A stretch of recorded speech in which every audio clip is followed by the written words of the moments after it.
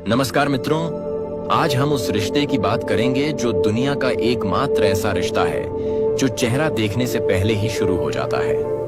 अक्सर लोग सवाल करते हैं कि अगर गौतम बुद्ध करुणा के सागर थे तो उन्होंने अपने परिवार का त्याग क्यों किया? क्या उन्हें अपनी मां से प्रेम नहीं था? आज इस प्रस्तुति में आपको इन सभी सवालों का जवाब मिलेगा और विज्ञान के नजरिए से हम जानेंगे कि मां का गर्भ केवल शरीर नहीं बल्कि एक पूरा ब्रह्मांड है जहां एक नया जीवन आकार लेता है। अगर आप भी अपनी मां से निस्वार्थ प्रेम करते हैं और बुद्ध के जीवन के असली सत्य को जानना चाहते हैं, इस संसार में प्रेम की अनेक परिभाषाएं हैं, पर मां का प्रेम इन सबसे ऊपर है, क्योंकि यह एकमात्र ऐसा प्रेम है जो किसी को बिना देखे ही परवान चढ़ता है। एक मां अपने शिशु से तब से प्रेम करती है जब वह केवल एक विचार होता है, जब वह गर्भ में एक नन्ही सी धड़कन बनकर आता है। यह प्रेम नेत्रों से नहीं बल्कि भीतर के एहसास से जन्म लेता है। आप विचार करें कि हम किसी मित्र से तब प्रेम करते हैं जब हम उसे जानते हैं। हम किसी जीवन साथी से तब प्रेम करते हैं जब हम उसके गुण और दोष देखते हैं। पर मां वह शक्ति है जो अपने बच्चे का रूप रंग या गुण जाने बिना ही उस पर अपना सब कुछ न्यौछावर करने को तैयार रहती है। यह एक ऐसा जुआ है जिसमें मां सब कुछ दांव पर लगा देती है, केवल उस एक नन्ही जान के लिए जो अभी तक इस दुनिया में आया भी नहीं है। अक्सर आधुनिक युग में युवा और आलोचक यह प्रश्न करते हैं कि गौतम बुद्ध ने तो अपनी पत्नी और मां का त्याग किया था, फिर वह प्रेम और करुणा के प्रतीक कैसे हो सकते हैं? यह प्रश्न ऊपर से सही लगता है, पर इसकी गहराई में उतरना आवश्यक है। गौतम बुद्ध ने गृह त्याग किया था, पर उन्होंने प्रेम का त्याग नहीं किया था। आप एक सैनिक का उदाहरण लें। जब एक सैनिक सीमा पर युद्ध के लिए जाता है तो वह अपने परिवार से दूर होता है। क्या हम यह कहते हैं कि उसे अपनी मां से प्यार नहीं है? नहीं, हम कहते हैं कि उसने देश के विशाल हित के लिए अपने निजी सुख का बलिदान दिया है। ठीक इसी प्रकार सिद्धार्थ ने जब महल से वन की ओर प्रस्थान किया तो उनका उद्देश्य केवल स्वयं की मुक्ति नहीं था। वह अपनी मां और समस्त संसार की माताओं को उस दुख से मुक्त कराना चाहते थे जो बुढ़ापा और मृत्यु के रूप में आता है। वह जानते थे कि राजमहल का सुख क्षणिक है, आज है, कल नहीं रहेगा, पर वह अपनी मां के लिए वह सुख खोजना चाहते थे जो कभी नष्ट ना हो, जो अमर हो। जब बुद्ध को ज्ञान प्राप्त हुआ और उनसे पूछा गया कि हमें संसार के बाकी जीवों के साथ कैसा व्यवहार करना चाहिए, तो उन्होंने किसी राजा या देवता का उदाहरण नहीं दिया, उन्होंने मां का उदाहरण दिया। मैत्री सूत्र में तथागत कहते हैं कि जैसे एक मां अपने इकलौते पुत्र की रक्षा अपने प्राणों की बाजी लगाकर करती है, ठीक उसी प्रकार हमें सभी प्राणियों के प्रति असीम प्रेम रखना चाहिए। अब आप स्वयं विचार करें, अगर बुद्ध मां के प्रेम को नहीं समझते या उसका सम्मान नहीं करते तो वह अपने सबसे ऊंचे उपदेश में मां की उपमा क्यों देते? यह प्रमाण है कि बुद्ध की नजर में मां का स्थान सर्वोच्च था। उन्होंने घर इसलिए नहीं त्यागा था कि उन्हें अपनी मां से प्रेम नहीं था, बल्कि इसलिए त्यागा था क्योंकि वह उस प्रेम को मृत्यु के भय से मुक्त करना चाहते थे। अब हम विज्ञान और मनोविज्ञान के नजरिए से इस बात को समझते हैं। आधुनिक विज्ञान यह मानता है कि गर्भ में पल रहा शिशु केवल मांस और रक्त का पुतला नहीं है, बल्कि वह एक चेतन जीव है जो सुनता है और महसूस करता है। मां के गर्भ को बच्चे का प्रथम विद्यालय कहा जाता है। जब मां खुश होती है तो उसके शरीर में ऐसे रसायन बनते हैं जो बच्चे को शांत और सुखी बनाते हैं। जब मां तनाव में होती है तो बच्चा भी बेचैन होता है। यह बात अब वैज्ञानिक रूप से सिद्ध हो चुकी है कि मां की आवाज बच्चे के लिए सुरक्षा कवच का काम करती है। गर्भ के भीतर बच्चा बाहरी दुनिया के शोर से अनजान होता है, पर मां की धड़कन और उसकी आवाज उसे हर पल यह एहसास दिलाती है कि वह सुरक्षित है। आज के समय में हम देखते हैं कि माता पिता बच्चे के जन्म से पहले ही उसके भविष्य की योजना बनाने लगते हैं। जैसा कि आपने कई बार देखा होगा, पिता अपनी कमाई जमा करते हैं ताकि बच्चे को अच्छा जीवन मिले। मां अपने खान पान का तरीका बदल देती है। वह उन चीजों का त्याग करती है जो उसे पसंद है, पर बच्चे के लिए हानिकारक हो सकती हैं। यह त्याग ही असली तपस्या है। एक स्त्री जब मां बनती है तो वह 9 महीने तक जिन शारीरिक कष्टों को सहती है, उसकी तुलना किसी भी तपस्या से नहीं की जा सकती। उल्टियां होना, चक्कर आना, शरीर का भारी होना और प्रसव की असहनीय वेदना, ये सब वह हंसते हंसते सहती है। क्यों? क्योंकि उसके भीतर एक जीवन पल रहा है जिसे वह अपनी जान से ज्यादा चाहती है। पुराने समय में अभिमन्यु की कहानी हमें सुनाई जाती थी कि कैसे उसने गर्भ में ही चक्रव्यूह भेदने की कला सीख ली थी। आज का विज्ञान इसे एपिजेनेटिक्स और प्रीनेटल साइकोलॉजी के नाम से जानता है। यह सब इस बात का सबूत है कि मां और बच्चे का रिश्ता तारों की तरह जुड़ा होता है जिसे कोई कैंची काट नहीं सकती। यह रिश्ता वाईफाई की तरह अदृश्य है, पर इसका सिग्नल सबसे ज्यादा मजबूत होता है। जब बच्चा गर्भ में होता है तो वह मां के माध्यम से ही दुनिया को महसूस करता है। अगर मां शांत है तो बच्चा भी शांत होगा। अगर मां के विचार सकारात्मक हैं तो बच्चे का व्यक्तित्व भी प्रभावशाली होगा। इसीलिए हमारे बुजुर्ग हमेशा कहते थे कि गर्भवती स्त्री को अच्छी पुस्तकें पढ़नी चाहिए और अच्छा संगीत सुनना चाहिए।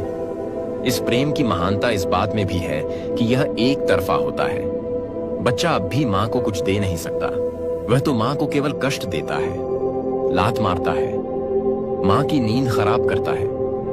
फिर भी मां उस नन्हे से स्पर्श को पाकर खुश होती है। यह निस्वार्थ भाव ही मां को ईश्वर के समकक्ष बनाता है।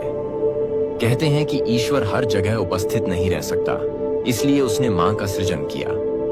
यह केवल एक कहावत नहीं है बल्कि एक सत्य है, क्योंकि सृजन करने की शक्ति केवल ईश्वर और मां के पास है। एक नए जीवन को अपने भीतर बुनना और उसे इस संसार में लाना कोई चमत्कार से कम नहीं है। आधुनिक युग के उदाहरण से समझें तो आज हम देखते हैं कि लोग अपने करियर और व्यस्तता में इतने खो गए हैं कि रिश्तों के लिए समय नहीं है। पर एक मां ही है जो ऑफिस का काम भी करती है और अपने गर्भ में पल रहे बच्चे का ख्याल भी रखती है। वह मीटिंग में भी होती है, पर उसका एक हाथ अनजाने में ही अपने पेट पर होता है।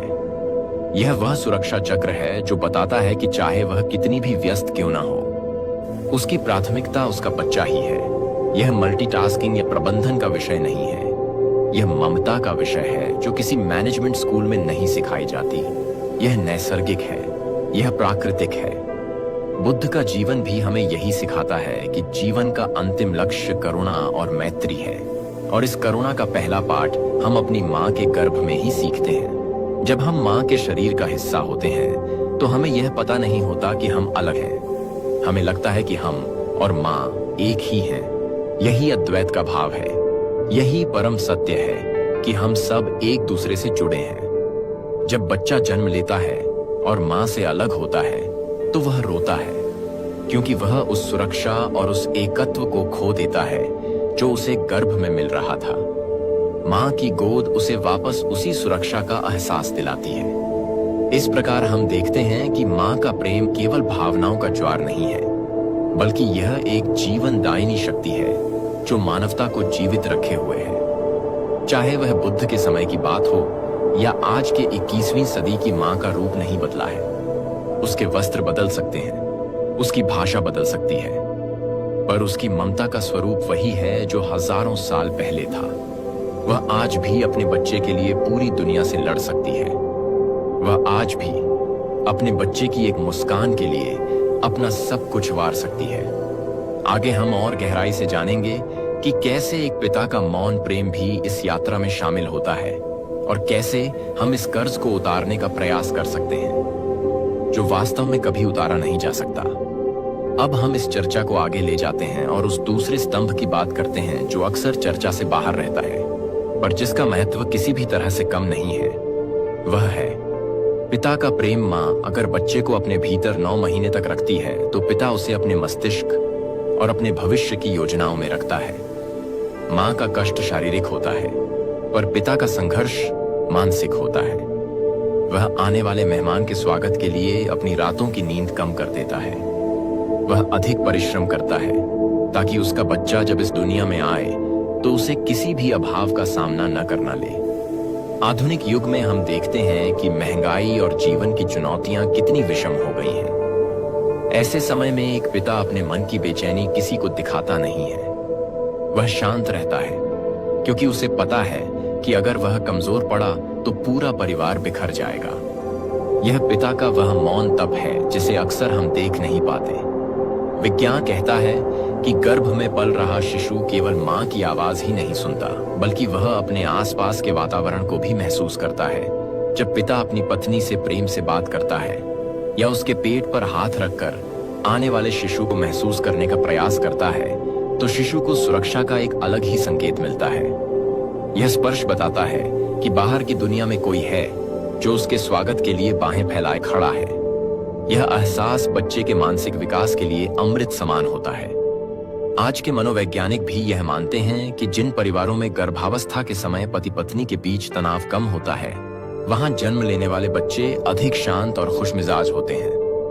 गौतम बुद्ध के जीवन की एक और घटना पर विचार करें, जो अक्सर लोग भूल जाते हैं। जब बुद्ध को परम ज्ञान मिला, तो वह वापस कपिलवस्तु आए थे।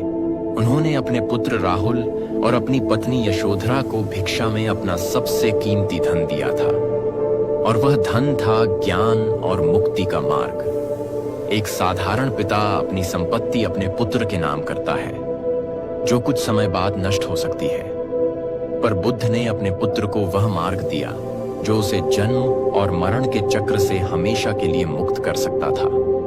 यह प्रेम का सबसे ऊंचा स्तर है, जिसे समझना हर किसी के बस की बात नहीं है। बुद्ध ने यह साबित किया कि सच्चा प्रेम बांधता नहीं है, बल्कि मुक्त करता है। आधुनिक चिकित्सा विज्ञान और तकनीक ने आज हमें वह शक्ति दी है कि हम जन्म से पहले ही बच्चे की धड़कन सुन सकते हैं। आज जब एक माता पिता अस्पताल में मशीन की स्क्रीन पर अपने बच्चे की तस्वीर देखते हैं, तो उनकी आंखों में जो चमक होती है वह किसी चमत्कार से कम नहीं होती। वह एक धुंधली सी तस्वीर भी उन्हें दुनिया की सबसे सुंदर कलाकृति लगती है। यह तकनीक हमें बताती है कि जीवन कितना अनमोल है। डॉक्टर बताते हैं कि कैसे एक कोशिका विभाजित होकर हाथ, पैर और मस्तिष्क का रूप लेती है। यह प्रक्रिया इतनी जटिल और सूक्ष्म है कि इसे देखकर नास्तिक व्यक्ति भी यह मानने पर मजबूर हो जाएगा कि कोई न कोई दिव्य शक्ति है जो इस पूरी प्रक्रिया को संचालित कर रही है। मां के गर्भ में बच्चे का विकास केवल भोजन से नहीं होता, बल्कि मां के विचारों से भी होता है। प्राचीन समय में इसे संस्कार कहा जाता था और आज इसे प्रीनेटल साइंस कहा जाता है। अगर मां तनाव में रहती है तो उसके रक्त में ऐसे तत्व बनते हैं जो बच्चे के विकास को धीमा कर सकते हैं। इसके विपरीत अगर मां ध्यान करती है, अच्छा संगीत सुनती है और खुश रहती है, तो बच्चे का मस्तिष्क तेज होता है। यह बात आज के माता पिता को समझनी होगी कि उनकी जिम्मेदारी बच्चे के जन्म के बाद शुरू नहीं होती, बल्कि उसी दिन से शुरू हो जाती है जब उन्हें पता चलता है कि एक नन्हा मेहमान आने वाला है। हम अक्सर सुनते हैं कि बच्चे भगवान का रूप होते हैं, पर क्या हम कभी यह सोचते हैं कि भगवान ने बच्चे के रूप में आने के लिए मां के गर्भ को ही क्यों चुना? वह चाहता तो सीधे धरती पर प्रकट हो सकता था, पर उसने 9 महीने के अंधेरे वास को चुना, ताकि वह हमें यह सिखा सके कि जीवन का आरंभ तपस्या और धैर्य से होता है। गर्भ का वह अंधेरा डरावना नहीं है, बल्कि वह एक शांत गुफा की तरह है, जहां एक चेतना अपना भौतिक शरीर तैयार करती है। यह वह समय है जब प्रकृति अपना काम सबसे ज्यादा एकाग्रता से करती है। समाज में एक और बदलाव आया है जिसे नजरअंदाज नहीं किया जा सकता। आज के समय में एकल परिवार अधिक हैं, जहां दादा दादी साथ नहीं रहते। ऐसे में गर्भवती मां को अकेले ही बहुत सी चुनौतियों का सामना करना होता है। जो काम पहले घर की बुजुर्ग महिलाएं मिलजुल कर करती थीं, वह अब अकेली मां को करना होता है। चाहे वह घर का काम हो या ऑफिस की जिम्मेदारी, वह सब कुछ संभालती है। यह आधुनिक नारी की शक्ति का प्रदर्शन है। वह थकती है, पर रुकती नहीं है, क्योंकि उसे पता है कि उसके भीतर पल रहा जीवन पूरी तरह उस पर निर्भर है। यह निर्भरता उसे कमजोर नहीं, बल्कि और अधिक शक्तिशाली बनाती है। एक पल के लिए उस क्षण की कल्पना करें जब प्रसव का समय आता है। चिकित्सा शास्त्र कहता है कि प्रसव के समय मां को जो दर्द होता है, वह कई हड्डियों के एक साथ टूटने के बराबर होता है। यह इतना भीषण दर्द है जिसे एक सामान्य पुरुष शायद सहन भी न कर सके। पर मां उस दर्द के बीच भी हार नहीं मानती। वह चीखती है, कराहती है, पर अपने बच्चे को दुनिया में लाने का प्रयास नहीं त्यागती। और जैसे ही वह बच्चे की पहली रोने की आवाज सुनती है, तो एक जादू सा होता है। उसका सारा दर्द, सारी वेदना एक पल में गायब हो जाती है। जब वह अपने बच्चे के कोमल गालों को चूमती है, तो उसे लगता है कि उसका जीवन सफल हो गया। यह वह प्रेम है जिसमें पाने की इच्छा नहीं है, केवल देने का भाव है। हमें यह भी समझना होगा कि माँ केवल जन्म ही नहीं देती, बल्कि वह बच्चे की पहली गुरु भी होती है। बच्चा भाषा बाद में सीखता है, पहले वह माँ के हाव भाव समझता है। माँ की मुस्कान उसे सुरक्षा देती है और माँ की डांट उसे सही गलत का फर्क समझाती है। यह शिक्षा किसी स्कूल में नहीं मिलती, यह शिक्षा माँ के आंचल की छांव में मिलती है। जो व्यक्ति अपनी माँ का सम्मान नहीं करता, वह चाहे कितना भी ज्ञान अर्जित कर ले, वह अधूरा ही रहता है। आजकल हम देखते हैं कि युवा अपने माता पिता से दूर होते जा रहे हैं। काम और करियर की दौड़ में वे यह भूल जाते हैं कि जिन माता पिता ने उनकी एक मुस्कान के लिए अपनी जवानी खपा दी, आज उन्हें उनके समय की जरूरत है। माँ कभी आपसे पैसे नहीं मांगती, पिता कभी आपसे अपनी सेवा नहीं मांगता। वे केवल यह चाहते हैं कि आप उनके पास बैठें और दो मीठे बोल बोलें। जब आप बचपन में बोल नहीं पाते थे तो माँ आपकी आंखों की भाषा समझती थी। आज जब आप बोलना जानते हैं तो माँ के मन की बात क्यों नहीं समझ पाते? यह एक यक्ष प्रश्न है जो हम सबको खुद से पूछना चाहिए। अंत में विराम देते हुए मैं यही कहना चाहूंगा कि माँ का गर्भ वह पहली कक्षा है जहां प्रेम का ककहरा सीखा। हमने वहां सीखा कि बिना बोले कैसे बात की जाती है। हमने वहां सीखा कि एक ही शरीर में दो दिल कैसे धड़क सकते हैं। यह कुदरत का सबसे नायाब नमूना है जिसे विज्ञान भी पूरी तरह सुलझा नहीं पाया है। आगे हम बात करेंगे कि कैसे इस रण को उतारा जाए और कैसे हम अपने जीवन में उस करुणा को उतार सकते हैं जो बुद्ध ने हमें सिखाई है। मित्रों, अब हम इस यात्रा के अंतिम चरण पर आते हैं जहां हमें यह विचार करना है कि जिस माँ ने हमें अपने रक्त से सींचा और जिस पिता ने अपने पसीने से हमारे जीवन की नींव रखी, उनका कर्ज हम कैसे चुका सकते हैं। यह एक ऐसा प्रश्न है जिसका उत्तर गणित या व्यापार की भाषा में नहीं दिया जा सकता, क्योंकि व्यापार वहां होता है जहां लेन देन का हिसाब होता है, पर प्रेम के इस रिश्ते में हिसाब के लिए कोई स्थान नहीं है। आप दुनिया का हर कर्ज उतार सकते हैं, आप बैंक का पैसा लौटा सकते हैं, आप मित्र का उद्धार वापस कर सकते हैं, पर माँ के दूध का कर्ज और पिता के त्याग का मूल्य चुकाना किसी भी मनुष्य के लिए संभव नहीं है। आज के आधुनिक समय में हम एक विचित्र विडंबना देख रहे हैं। हम मंगल ग्रह पर जीवन खोज रहे हैं, पर अपने ही घर में मौजूद जीवन के स्रोत को भूलते जा रहे हैं। हम देखते हैं कि बड़े बड़े शहरों में वृद्धाश्रमों की संख्या लगातार ऊपर जा रही है। यह हमारे समाज के माथे पर एक कलंक है। विचार करें कि जिस माँ ने गीले में सोकर आपको सूखे में सुलाया, आज वही संतान अपने विशाल भवन में माँ के लिए एक छोटा सा कमरा नहीं दे पाती। यह केवल जगह की कमी नहीं है, यह मन की कमी है। जिस घर में बुजुर्गों का सम्मान नहीं होता, वह घर कभी मंदिर नहीं बन सकता, चाहे आप वहां कितनी भी महंगी मूर्तियां क्यों न रख लें। गौतम बुद्ध ने अपने शिष्यों को एक बार समझाया था कि माता पिता की सेवा करना सबसे उत्तम मंगल है। उन्होंने कहा था कि अगर कोई व्यक्ति अपने एक कंधे पर माँ को और दूसरे कंधे पर पिता को बैठाकर पूरी पृथ्वी का चक्कर लगाए और 100 वर्षों तक उनकी सेवा करे, तब भी वह उनके उपकार से मुक्त नहीं हो सकता। यह कथन हमें बताता है कि कृतज्ञता का भाव ही एकमात्र रास्ता है।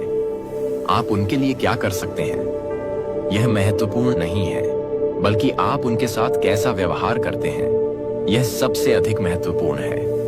अक्सर युवा कहते हैं कि हमारे पास समय नहीं है, हम अपने करियर और भविष्य की चिंता में व्यस्त हैं। पर याद रखें कि एक दिन आप भी उसी अवस्था में आएंगे जिस अवस्था में आज आपके माता पिता हैं। समय का चक्र हमेशा घूमता रहता है। जो आज युवा है, कल वह वृद्ध होगा। जो आज शक्तिशाली है, कल वह कमजोर होगा। यदि आज आप अपने बच्चों को यह सिखाएंगे कि माता पिता को समय देना व्यर्थ है, तो कल आपके बच्चे भी आपके साथ वही व्यवहार करेंगे, क्योंकि बच्चे आपकी सलाह नहीं मानते, वे आपका आचरण देखते हैं। वे वही करते हैं जो वे आपको करते हुए देखते हैं। विज्ञान भी अब इस बात को स्वीकार करता है कि जब हम अपने माता पिता के पास बैठते हैं, उनसे बातें करते हैं और उनके चरण स्पर्श करते हैं, तो हमारे भीतर एक सकारात्मक ऊर्जा का संचार होता है। यह डोपामाइन और ऑक्सीटोसिन जैसे रसायनों का खेल नहीं है, बल्कि यह एक गहरा मानसिक सुकून है जो आपको दुनिया की किसी भी दवा में नहीं मिलेगा। जब आप माँ के हाथ का बना भोजन ग्रहण करते हैं तो उसमें केवल स्वाद नहीं होता, उसमें आशीर्वाद होता है जो आपके स्वास्थ्य को बेहतर बनाता है। एक बहुत ही मार्मिक उदाहरण है जो आज के दौर में सटीक बैठता है। एक बार एक सफल इंजीनियर ने अपनी माँ से कहा कि माँ, तुमने मेरे लिए क्या किया है? आज मैं जो भी हूं अपनी मेहनत से हूं। माँ ने मुस्कुराते हुए कहा कि बेटा, जब तू मेरे गर्भ में था तो मैं सांस भी तेरे हिस्से की लेती थी। जब तू बीमार होता था तो मैं पूरी रात जागती थी ताकि तू चैन से सो सके। आज तूने अपनी मेहनत से ऊंचा मुकाम हासिल किया है, यह सच है। पर उस मुकाम तक पहुंचने के लिए जो शरीर और बुद्धि तुझे मिली है, वह मैंने और तेरे पिता ने तुझे उपहार में दी है। उस इंजीनियर के पास माँ की इस बात का कोई उत्तर नहीं था। वास्तव में हम अपनी सफलता का श्रेय खुद लेते हैं, पर हम उस नींव को भूल जाते हैं जिस पर हमारी सफलता की इमारत खड़ी है। हमें यह संकल्प लेना चाहिए कि हम अपने माता पिता को केवल धन या भौतिक वस्तुएं देकर अपने कर्तव्य की तिश्री नहीं करेंगे। उन्हें आपके पैसों की आवश्यकता कम है, उन्हें आपके समय और प्रेम की आवश्यकता अधिक है। जब वे पुरानी बातें दोहराएं तो झुंझलाएं नहीं, बल्कि धैर्य से सुने। क्योंकि जब आप बचपन में एक ही सवाल 100 बार पूछते थे तो उन्होंने कभी झुंझलाहट नहीं दिखाई थी। उन्होंने हर बार आपको उत्तर दिया था। आज जब उनकी याददाश्त कमजोर हो रही है तो उनका सहारा बने, उनका उपहास न करें। बुद्ध ने निर्वाण प्राप्त करने के बाद भी अपनी माँ और पिता के प्रति अपने धर्म का पालन किया। जब उनके पिता मृत्यु शैया पर थे तो बुद्ध स्वयं उनके पास गए और उन्हें धम्म का उपदेश दिया ताकि उनकी आगे की यात्रा सुखद हो। यह हमें सिखाता है कि अध्यात्म का अर्थ रिश्तों से भागना नहीं है, बल्कि रिश्तों को करुणा और समझदारी से निभाना है। सच्चा सन्यासी वही है जो घर में रहकर भी अपने कर्तव्यों को पूरा करे और किसी के प्रति मन में मैल न रखे। आप अपने जीवन में नियम बना लें कि चाहे आप कितने भी व्यस्त क्यों ना हो, दिन का कुछ समय अपने माता पिता के साथ जरूर बिताएंगे। उनसे पूछें कि उनका दिन कैसा बीता।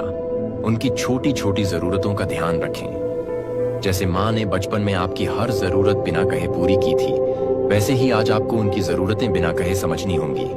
यही सच्ची पूजा है और यही सच्ची प्रार्थना है।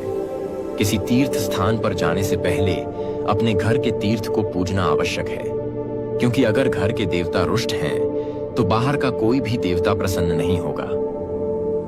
अंत में मैं यही कहूंगा कि माँ का प्रेम वह छाया है जो धूप में भी शीतलता देती है।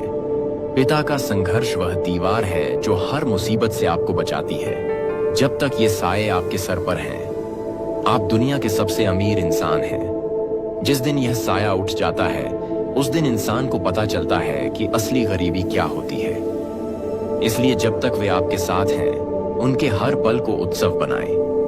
उन्हें इतना प्रेम दें कि जब वे इस संसार से विदा लें तो उनकी आंखों में आंसू ना हो, बल्कि होठों पर मुस्कान हो और मन में यह संतोष हो कि मेरी संतान ने मेरा पूरा मान रखा। आइए आज हम सब मिलकर यह प्रण लें कि हम उस कोख का अपमान नहीं करेंगे जिसने हमें 9 महीने तक पनाह दी। हम उस पिता के संघर्ष को व्यर्थ नहीं जाने देंगे जिसने हमें काबिल बनाया। हम अपने घर को वृद्धाश्रम नहीं बनने देंगे, बल्कि उसे प्रेम और सम्मान का मंदिर बनाएंगे, क्योंकि जहां बड़ों का आदर होता है वहीं सुख और समृद्धि का वास होता है। जीवन एक गूंज की तरह है, जो आप देंगे वही लौट कर आएगा। प्रेम देंगे तो प्रेम मिलेगा, सम्मान देंगे तो सम्मान मिलेगा। बुद्ध का मार्ग करुणा का मार्ग है और करुणा की शुरुआत अपने घर से ही होती है। अपनी जननी और अपने जनक की सेवा ही मोक्ष का पहला द्वार है। धन्यवाद। नमो बुद्धाय।